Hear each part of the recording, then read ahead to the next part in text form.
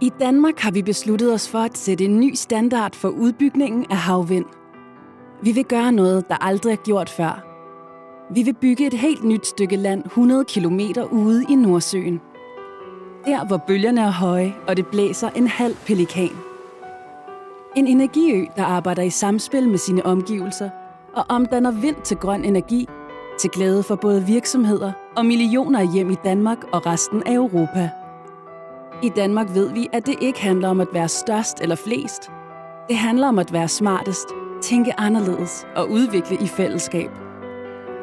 Ørsted og ATP har en løsning på, hvordan danskernes energiø i Nordsøen bliver en ø, der ikke kun er smart i dag, men også i fremtiden.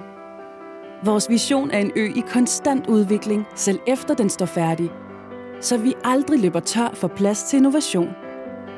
Forestil dig en lille ø, der udbygges med fleksible moduler, som vi løbende kan tilføje og udskifte, så den kan vokse og ændre form, efterhånden som vi udbygger med mere havvind, og nye grønne teknologier kommer til. Modulerne bygges under sikre forhold på land, og det betyder, at vi kan levere grøn strøm hurtigere, bygge øen billigere og skabe vækst i dansk erhvervsliv.